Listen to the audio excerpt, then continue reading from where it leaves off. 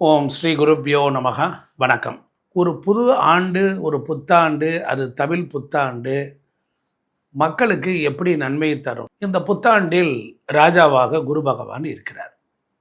இந்த குரு பகவான் பக்தி, ஆன்மீகம், அது மட்டும் இல்லாமல் ஆலய வழிபாடுகள், பூஜை புனஸ்காரங்கள், பேங்க் சம்பந்தப்பட்ட விஷயம், பணப்புழக்கம், சாஸ்திரங்கள், சம்பிரதாயங்கள், நீதி, நெறிமுறைகள், அதுபோல மழை, குழந்தை பாக்கியம், இது போன்ற விஷயங்களில் இந்த ஆண்டு முழுவதும் ராஜாவாக குரு பகவான் இருந்து செம்மையான நல்ல பலனை தருவார். அதில் கிஞ்சித்தளவும் மாற்றம் இல்லை.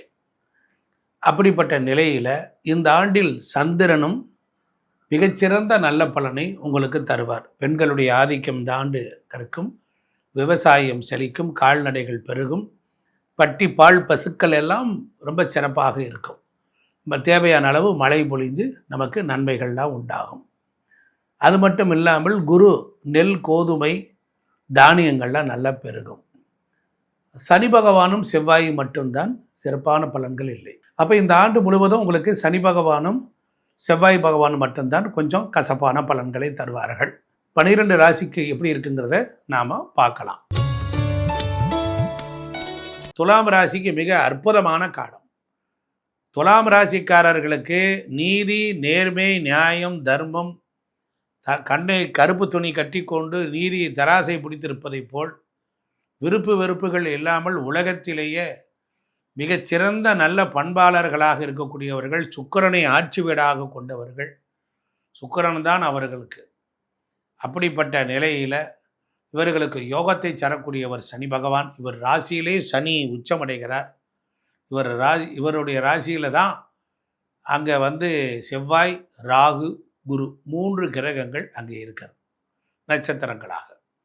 அப்போ இந்த புத்தாண்டினுடைய பலன்களை பார்க்கிற பொழுது உத்தியோகத்தை முதலை பார்ப்போம். உத்தியோகம் அப்படின்னாலே புருஷ லட்சணம். அப்போ சூரியன் இந்த ராசியில் தான் சூரியன் நீச்சமடைகிறார், 11 கூடியவர். இப்போ சூரியன் போய் 6ஆம் இடத்துல இருக்கிறார். பொதுவாக 3, 6, 10, 11 சூரியன் இருந்தால் தொழில் நன்றாக இருக்கும். பெரிய பெரிய தொழில்களை எடுத்து நடத்தக்கூடியவர்களாகவும், பொறுமைசாலிகளாகவும், திறமைசாலிகளாகவும், நிர்வாகத்தை கட்டுக்கோப்பாக கொண்டு போகக்கூடிய தெரிஞ்ச நெளிவு சுழிவு மிக்கவர்கள் இந்த துலாம் ராசிக்காரர்களுக்கு சூரியன் 6ஆம் இடத்துல இருப்பது வெற்றியை தரும். தன் வீட்டுக்குத்தான் மறைந்தாலும் கூட அவரோடு அங்கே குருவின் வீட்டில், நண்பர் வீட்டில் போய் அமர்ந்திருக்கிறார். அப்போ சூரியனுடன் அங்கே புதனும் சனியும் செவ்வாயும் சேர்ந்திருக்கிறார்.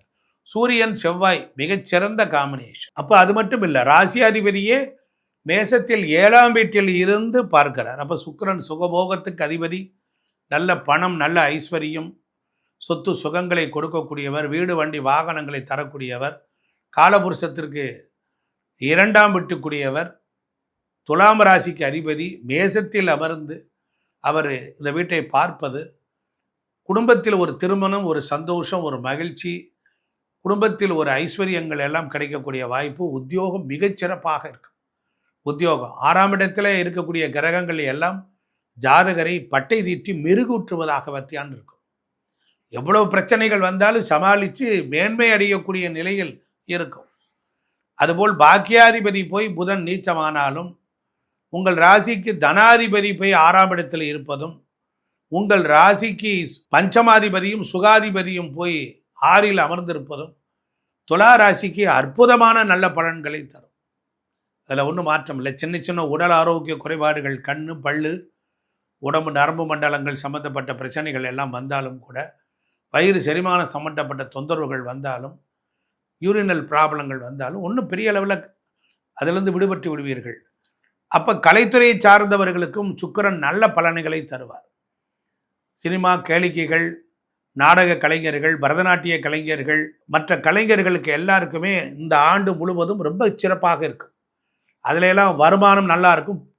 போட்டிகளிலும் வெற்றி பெறக்கூடிய வாய்ப்புகள். அரசியல் துறையை சார்ந்தவர்கள் அமோகமாக இருப்பார்கள். எதிர்நீச்சல் போட வேண்டிய சூழல் வரும். குருவின் பார்வை இருப்பதினால் அதை பற்றி கவலைப்பட வேண்டியதில்லை. அதே போல மாணவ மாணவியர்கள், கல்விக்கு அதிபதியாக இருக்கக்கூடிய புதன் நீச்சமடைகிறார். ஆமாம், 4 குடையவனோடு சேர்ந்திருக்கிறார், 5 குடையவனோடு சேர்க்கை.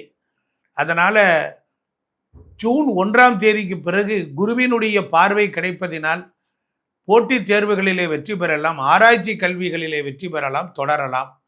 மாணவர்களுக்கு மட்டும்தான் கல்வியில் கொஞ்சம் இடைஞ்சல். அதே போல் உங்களுக்கு விவசாயம் எடுத்துக்கொண்டால் விவசாயத்திற்கு அதிபதி செவ்வாய். செவ்வாய் சனியுடன் சேர்க்கை அவ்வளவு சிறப்பு இல்லை. அதனால் செவ்வாய் என்பது பிரச்சனைகளை கொடுக்கும், பயிர்களுக்கு சின்ன சின்ன ப்ராப்ளங்களை கொடுக்கும்.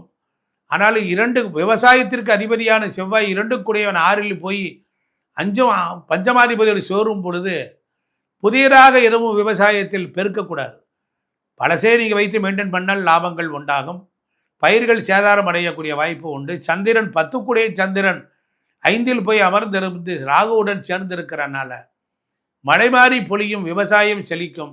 குரு பகவான் 3 6 அவன் போய் 9 அமர்ந்து ராசியை பார்க்கிறான், வெற்றி ஸ்தானத்தை பார்க்கிறான், பஞ்சமஸ்தானத்தை பார்க்கிறான், லாபாதிபதியை பார்க்கிறான். வெற்றியெல்லாம் பெருகும், பணப்புழக்கம் உருவாகும், பெண்கள் மகிழ்ச்சி, பெண்களுக்கு திருமணம், குழந்தை பாக்கியங்கள், கல்விகளில் வெற்றி, வெளிநாடு சென்றக்கூடிய வாய்ப்புகள்.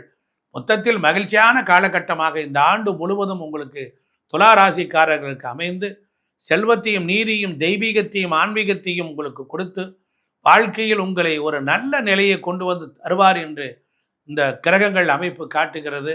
அதே போல் நீங்கள் உங்கள் வீட்டில் அருகில் இருக்கக்கூடிய பெருமாள் கோயிலுக்கு சென்று வணங்கி வழிபட வேண்டும். சிதம்பரத்தை சென்று வணங்கினால் வெற்றி உண்டாகும். துலாம் ராசி நேயர்களுக்கு இந்த 2026 தமிழ் புத்தாண்டு நல்லபடியாக அமைய வேண்டும். புத்தாண்டு நல்வாழ்த்துக்கள். சரி, துலாம் ரொம்ப அழகாக சேஃப் ஜோனில் இருக்காங்கன்னு சொல்லலாம். ஏன்னா அவங்களுக்கு சனி பகவான் 6ஆம் இடத்துல தான் இருக்கார். அதனால் இந்த வருஷம் 6ஆம் இடத்துல சனி அப்படிங்கிறது எப்போவுமே சிறந்த ஒரு அமைப்பு தான். ஆனால் அவரோட பார்வை அப்படிங்கிறது அகெயின் இங்கே ஒரு சின்ன சிக்கல் தான் அது. ஏன்னா அவர் பார்க்க போகிறது 8ஆம் பாவத்தை பார்க்க போகிறார். இப்போ 8ஆம் பாவம்ங்கிறது அவஸ்தை அப்படிங்கிற விஷயத்த நமக்கு கொடுக்கும். ஏதோ ஒரு விதத்தில் அவஸ்தை, அது பணம் காசு விஷயத்தில் இருக்கலாம், இல்லை உடல் ரீதியாக ஏதாவது பிரச்சனை, அப்படி ஒரு அவஸ்தை. ஆனால் 8ஆம் பாவத்தில் சில நன்மைகளும் இருக்குது. திடீர் அதிர்ஷ்டம், திடீர் பண வரவு, நம்மளுடைய முன்னோர்களுடைய பித்ராஜித சொத்து இதெல்லாம் சொல்கிறாங்க இல்லையா, அந்த மாதிரி விஷயங்களும் 8ஆம் இடத்துல தான் இருக்குது. ஸோ அதுவும் கிடைக்கிறதுக்கு உண்டான வாய்ப்புகள் உண்டு. ஆனால் அதில் சில சோதனைகள் நமக்கு கொடுத்து அதுக்கப்புறமா கிடைக்கும்.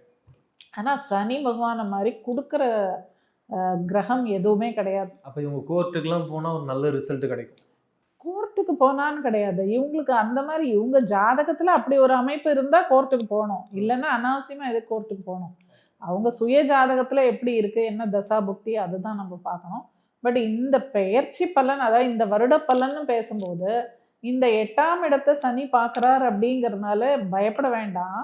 இதில் சில அவஸ்தைகள் சில பேருக்கு வந்தாலும் கூட இன்னும் சிலருக்கு இது ஒரு அதிர்ஷ்டமான, அதாவது 8லேருந்து திடீர் அதிர்ஷ்டம் அப்படிங்கிற விஷயம் வரும் இல்லையா. என்ன மாதிரியான அதிர்ஷ்டம்? பணம், அதாவது நம்மளுக்கு ரொம்ப நாளாக நம்மளுடைய முன்னோர்கள் சொத்து வராமல் இருக்கலாம்.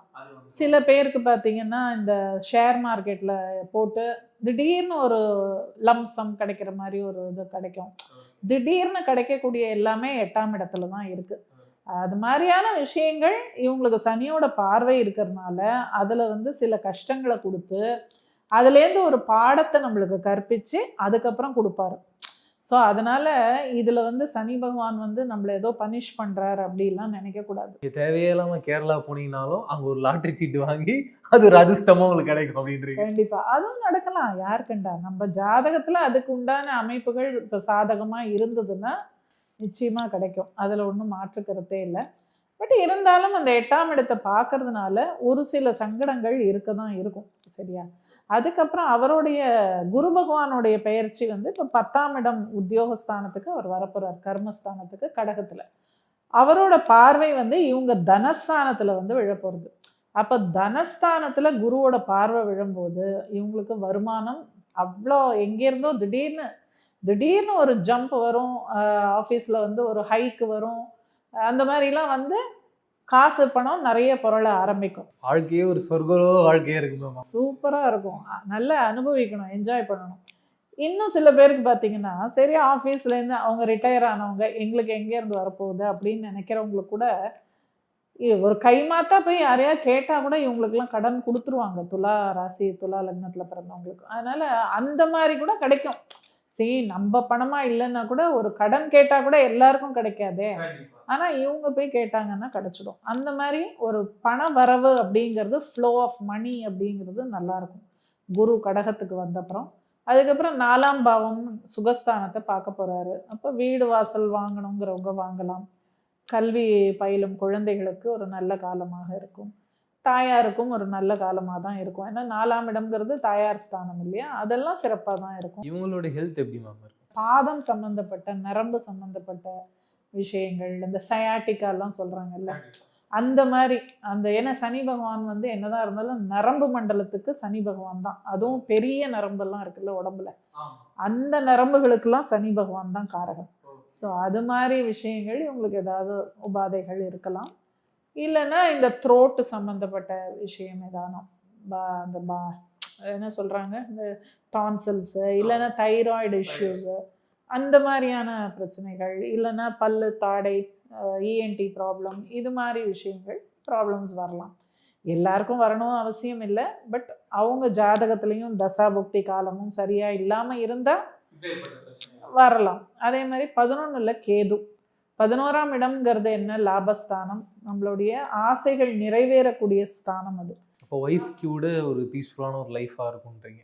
ஒய்ஃபுக்கு நான் ஒய்ஃபை பற்றியே பேசலை, இப்போ இவங்களை பற்றி தான் பேசுகிறேன். அவங்க கூட வாழ்க்கை வந்து, அதாவது நான் என்ன சொல்கிறேன், இப்போது சனி பகவான் இவங்களோட 8ஆம் பாவத்தை பார்க்குறாரு அப்படின்னா அது மனைவிக்கு வாக்குஸ்தானம், பேச்சு. அப்போ அவங்களோட பேச்சு எப்படி இருக்கும்னு நம்ம இமேஜின் பண்ணணும். ஏன்னா சனி வந்து பார்க்குறாரு அவங்களோட வாக்குஸ்தானத்தை. அவங்க ஸ்வீட்டாக பேசினா ஸ்வீட்டு, ஆமாம், காரணம். ஆமாம். அதனால இது வந்து எப்படின்னா இவங்கள பொறுத்த மட்டும் இவங்களோட ஆசைகள் நிறைவேறக்கூடிய அந்த மாதிரி விஷயங்கள்லாம் கொஞ்சம் இந்த கேதுவால் அது வந்து தள்ளி போகும், டிலே ஆகும், அது மாதிரி இருக்கலாம். அது மாதிரி 11ஆம் பாவம்ங்கிறது நண்பர்கள், அதுவும் சொல்லலாம். மூத்த சகோதரன் சகோதரியை சொல்லலாம். ஸோ அவங்களால கூட ஒரு ஏமாற்றம் எதானா இருக்கலாம். அது மாதிரியான விஷயங்கள் இருக்கும். மற்றபடி ராகு வந்து இவங்களுக்கு இப்போ 5ஆம் பாவத்தில் ராகு பகவான் இருக்கார். அப்போது இப்போ திருமணம் ஆகி கல்யாணம் ஆகி கொஞ்சம் வருஷம் ஆகி குழந்தை இல்லாமல் சில பேர் இருப்பாங்க இல்லையா, அப்போ அந்த புத்திர ஸ்தானத்தில் வந்து இப்போ ராகு வந்து சஞ்சாரிக்கும் காலம் வந்து ஏதான இப்போது இந்த ஐவிஎஃப் இதிலெல்லாம் செயற்கை முறையில் குழந்தை பெற்றுக்கிறது, அது மாதிரி விஷயங்கள்லாம் இவங்க ட்ரை பண்ணலாம். அது பண்ணால் அதெல்லாம் சக்ஸஸ் ஆகும். ஏன்னா ராகுனாலே செயற்கையான விஷயங்கள் தான். அப்போ அந்த புத்திரஸ்தானத்தில் ராகுவோடைய அந்த சஞ்சாரம் அந்த நடக்கும் இந்த காலம் நவம்பர் மாதத்துக்குள்ளேன்னு வச்சுக்கோங்களேன். அது வரைக்கும் இவங்க அது மாதிரியான முயற்சிகள் ஏதாவது பண்ணால் அது சக்ஸஸ் ஆகும் உங்களுக்கு. சூப்பர். இவங்க எப்பேற்பட்ட கடவுள் வழிபாடு? இவங்களுக்கும் அதே தாங்க, பெருமாள் வழிபாடு தான் இவங்களுக்கும் சிறப்பாக இருக்கும். லக்ஷ்மி நாராயணன், லக்ஷ்மி நரசிம்மன், அது மாதிரி தெய்வங்களை வழிபடலாம். இல்லை திருப்பதி பாலாஜி, அது கூட இவங்க போய் தரிசிக்கலாம். நல்லது உங்களுக்கு. அதாவது இருக்கிற ராசிகளில் தரமான ராசி துலா ராசி. இந்த பராபவ ஆண்டில் அடித்து தூள் கிளப்ப போகுது. மிகப்பெரிய யோகங்கள் காத்திருக்கு. நீங்கள் எந்த அஸ்ட்ராலஜிட்ட போய் கேட்டாலும் இருக்கிற ராசியில் நல்ல ராசி எதுனா துலா ராசி தான் சொல்லுவாங்க. இந்த துலா ராசியில் பார்த்தீங்கன்னா மிகப்பெரிய டாக்டர்கள், பேரறிஞர்கள், பெரிய பெரிய ஜட்ஜஸ், இவங்கெல்லாம் பிறக்கிற ராசி துலா ராசி. பெரிய பெரிய பதவிகளில் இருப்பாங்க. இந்த துலா ராசிக்கு இந்த ஆண்டு என்ன பண்ணுறதுன்னா, ராசிக்கு அதிபதி சுக்கிரன். பொதுவாக சுக்கிரன் ராசிக்கு அதிபதினாலே நல்ல காசு பணத்தை கொடுப்பாரு. ஒரு துலா ராசியில் பிறந்து ஒருத்தருக்கு வந்து காசு பணம் வரலை அப்படின்னு சொன்னால் அவர் ஜாதகத்தில் பூர்வ புண்ணியம் பாதிக்கப்பட்டிருக்குன்னு அர்த்தம். ஏன்னா காசு மழை கண்டிப்பாக இருக்கும். இவங்களுக்கு 7ஆம் இடத்துல சுக்கிரன் உட்காந்துக்கிட்டு ராசியை பார்க்குறாரு. சுக்கிரன் பார்க்குறதுனால இந்த ஆண்டு காசு மழை பொழியும்.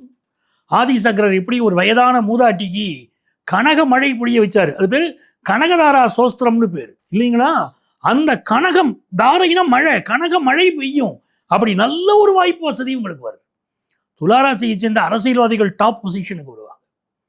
அதே மாதிரி பிஸ்னஸில் ஒரு பெரிய லாபம் வரும்.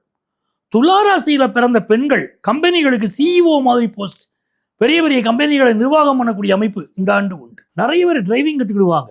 தைரியம் வரும். இவ்வளவு தைரியமா பெண்களுக்கு அப்படின்னு தோணும்.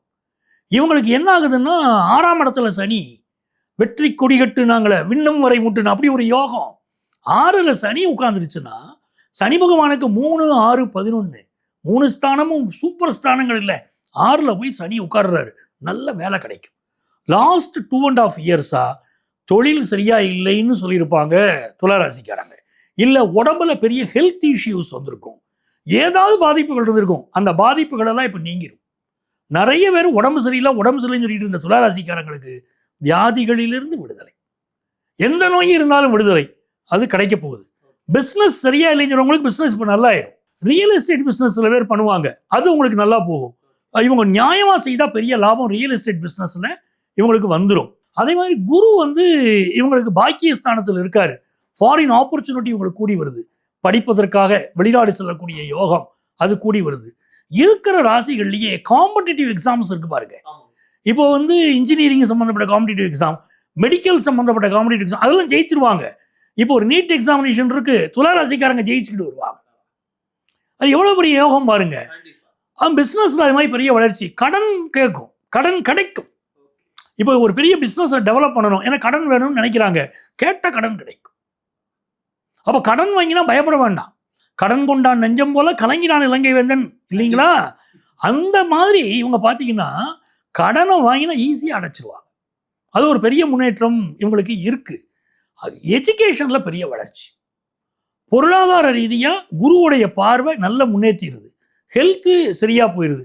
எங்க பார்த்தாலும் பெரிய வளர்ச்சியாக தானே இருக்கு உங்களுக்கு. சரி, ஆனால் இவங்க என்ன சொல்றாங்கன்னா, எங்ககிட்ட காசு நிறைய இருக்கும்போது நாங்கள் தேவையில்லாத பொருட்கள் வாங்குறோமோன்னு எங்களுக்கு ஒரு சந்தேகமா இருக்கு. எக்ஸாம்பிள் வாட்ச் வாங்குறது, கம்மல் வாங்குறது, தேவையில்லாத சீப்பு வாங்குறதுன்னு தேவையில்லாத எங்ககிட்ட அது இருக்கு, இருந்தாலும் நான் ஒரு 2-3 எக்ஸ்ட்ரா வாங்கி வைக்கிறேன், எங்களுக்கே தெரியலன்றத சொல்லுவோம். இது துளாராசிக்கு அதிபதி யாரு? சுக்கிரன். சுக்கிரன்னா ஆடம்பரம், அது இயற்கையான குணம். நீங்க இப்போ சனியுடைய பீரியடு உங்களுக்கு நடக்குது, நிதானமாக தான் எல்லாம் நடக்கும். நீங்க எதிர்நீச்சல் போட்டு வாழ முடியாது. அவருடைய கேரக்டர் என்னவோ அந்த திசையில் அப்படியே போங்க, சரியா இருப்பீங்க. அதுமாதிரி துலாத்தில் பிறந்தவங்களுக்கு கொஞ்சம் ஆடம்பரம் இருக்கணும், ஆனால் ட்ரெடிஷ்னலை ஃபாலோ பண்ணவும் செய்வாங்க, மாடர்னிட்டியை ஃபாலோ பண்ணவும் செய்வாங்க. இந்த ரெண்டுமே உங்களுக்கு உண்டு. தராசுல 2 தட்டு மாதிரி, அது ரெண்டையுமே ஃபாலோ பண்ண முடியுதே, அது போதுமே உங்களுக்கு. செலவு செய்தால் பணம் வரும். சரி, இவங்க இவ்வளோ செலவுலாம் செய்கிறாங்க, இருந்தாலும் அவங்களோட இன்வெஸ்ட்மெண்ட்னு அப்படின்னு வரும்போது ஷேர்ஸில் நிறைய இன்வெஸ்ட் பண்ணலாமா? ஏன்னா இப்போ அதுதான் எல்லாரும் பேசிகிட்டு இருக்காங்க, அதுதான் பெரிய முன்னேற்றமாக இருக்குன்னு நினைக்கிறாங்க. ஆனால் ஓவரால் பொருளாதார சூழ்நிலை அப்படி அமைய மாட்டேங்குது அப்படின்ற ஒரு பயமும் இருக்குது. இது நீங்கள் எப்படி சார் பாருங்க? அதாவது அமெரிக்க தேசத்துடைய ஒரு போக்குனால உலக அளவில் பங்கு சந்தைகள் பல இடத்துல விழ வேண்டிய சூழ்நிலை இருக்கு இல்லைங்களா? போர் நின்றுச்சு அப்படின்னு அந்த அதிபர் அறிவிச்சா பங்குச்சந்தை உடனே மேலே எழும்புது. அவர் போர் தொடர்ச்சியாக நடக்கிற பார்க்கும்போது பங்குச்சந்தை விழுது. அதுதான் இப்போ நம்ம பேசிட்டு இருக்கிற நேரத்தில் அதுதான் நடக்குது. பங்குச்சந்தைகளை பொறுத்த வரைக்கும் துளாராசிக்காரங்க இவங்க இன்ட்ராடே அதிகம் போகக்கூடாது. டெய்லி பரிவர்த்தனைகள் பண்ணுறாங்க பாருங்க, வாங்கி அன்னைக்கு அது செய்யக்கூடாது. லாங் டேர்ம் ஷேர்ஸ் போடும், இவங்களுக்கு பெரிய லாபம் தரும். கடன் பத்திரங்களில் முதலீடு பண்ணுவாங்க, அது நல்ல லாபம் தரும். கவர்மெண்ட் டிபென்ச்சர்ஸ் இருக்கு பாருங்க, அது நல்ல லாபம் தரும். இந்த ஆண்டை பொறுத்த வரைக்கும் பேங்கிங் செக்டார், ஆயில் செக்டார் இதெல்லாம் உங்களுக்கு பெரிய வளர்ச்சியை கொடுக்கும் துளாராசிக்காரங்களுக்கு. துளாராசி மருத்துவர்கள் இந்த ஆண்டு கைதேர்ந்த மருத்துவர்கள் பேர் வாங்குவாங்க, அது ரொம்ப நல்லா இருக்கு. குடல்வால் சம்பந்தப்பட்ட இது பண்றவங்க, கேஸ்ட்ரோ என்டாலஜி பிராக்டிஸ் பண்றவங்க, ஆன்காலஜி பிராக்டிஸ் பண்றவங்களுக்கு பெரிய வளர்ச்சி இந்த ஆண்டு உண்டு. 5ஆம் இடத்துல சந்திரன் ராகு, ஃப்ரெண்ட்ஸ்கிட்ட மட்டும் கவனமா இருக்கு. சில பேர் கேளிக்கை விஷயங்கள் ஜாலியா இந்த ஒரு தடவை தான் அப்புறமும் வேண்டாண்டா அப்படின்னு ஆரம்பிப்பாங்க. ஆனால் அந்த பழக்கம் நம்மளை பிடிச்சிக்கிடுச்சுன்னா விடாது, அதில் மட்டும் இவங்க கவனமாக இருக்கணும். இவங்களுக்கான பரிகாரங்கள் அப்படின்னு வரும்போது என்ன சொல்லுவாங்க? துளாராசிக்காரங்களுக்கு உலகத்துக்கே வழி சொல்றவங்க அவங்களுக்கு ஒரு நல்ல காலம் வேணும் அப்படின்னு சொல்லிட்டா இவங்க வழிபட வேண்டிய தெய்வம் சமயபுரம் மாரியம்மன். எங்கெல்லாம் மாரியம்மன் கோயில் இருக்கோ அங்கே வேப்ப மரத்துக்கு தண்ணி ஊற்றினா அது நல்ல ஒரு பரிகாரம். சமயபுரம் மாரியம்மனை வழிபடுவது வாழ்க்கை வளர்ச்சியை பெரிய அளவுக்கு கொண்டு போய் கொடுக்கும். அதே மாதிரி காஞ்சியில் இருக்கக்கூடிய காமாட்சி, அந்த காமாட்சி அம்மனுக்கு சித்திரை நட்சத்திரத்தன்று புடவை வாங்கி சாத்தினால் அவங்க வீட்டில் உடனே கல்யாணம் ஃபிக்ஸ் ஆகும். ஸோ நல்ல காரியங்கள் நிறைய நடக்க போது துளாராசிக்கு மிகப்பெரிய ஏற்றம் காத்திருக்கிறது. நிறைய விஷயங்களை டீட்டெயிலாக பேசணும். மீண்டும் சந்திப்போம். நன்றி. மிக்க மகிழ்ச்சி.